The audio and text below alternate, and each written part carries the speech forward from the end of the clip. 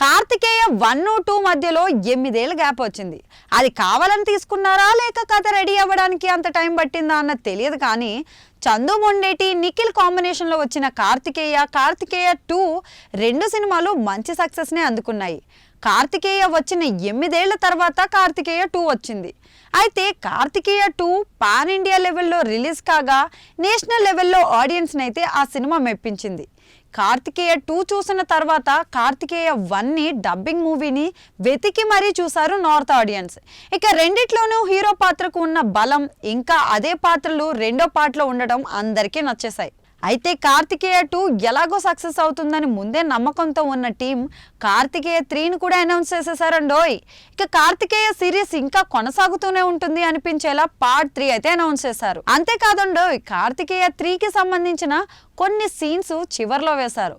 అయితే కార్తికేయ 3 ఎప్పుడు వస్తుంది, చందు మొండేటి నిఖిల్ పార్ట్ 3 గురించి ఏం ఆలోచిస్తున్నారు అన్నది తెలియాల్సి ఉంది. అయితే కార్తికేయ 2 తీసే టైంలోనే పార్ట్ 3 తీయాలనే క్లారిటీ అయితే ఉందట. సో పార్ట్ 3 కథ ఆల్రెడీ ఉంటుంది. అయితే కార్తికేయ 3 తీయాలంటే ఎలా లేదన్నా ఒక 2 ఏళ్ళు టైం తీసుకోవాలి. మరి ఈ మధ్యనే చైతన్యతో తండేల్ హిట్ కొట్టాడు చందు మొండేటి. ఆ డైరెక్టర్ నెక్స్ట్ సినిమా ఏదవుతుందా అని ఆడియన్స్ అయితే ఆసక్తిగా ఎదురుచూస్తున్నారు. ఇక నిఖిల్ కూడా స్వయంభూ, ది ఇండియా హౌస్ సినిమాలు పూర్తి చేయాల్సి ఉంది.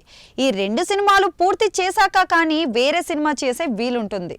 అయితే చందు నిఖిల్ మళ్ళీ కలిసి కార్తికేయ 3 తీయాలంటే ఎలా లేదన్నా ఒక ఏడాది తర్వాత మొదలు పెట్టే ఛాన్స్ ఉన్నట్లు తెలుస్తుంది. కార్తికేయ నిర్మాతలు కూడా వాళ్లకు ఫ్రీ హ్యాండ్ ఇచ్చారు. సో వాళ్ళ కమిట్మెంట్స్ పూర్తయ్యాక కార్తికేయ 3ని చేసేలా ప్లాన్ చేస్తున్నారు. 2026 లేదా 2027లో కార్తికేయ 3 మొదలుపెట్టినా రిలీజ్ అవ్వడానికి 2 ఏళ్ళు 3 ఏళ్ళు టైం పడుతుందనే చెప్పొచ్చు.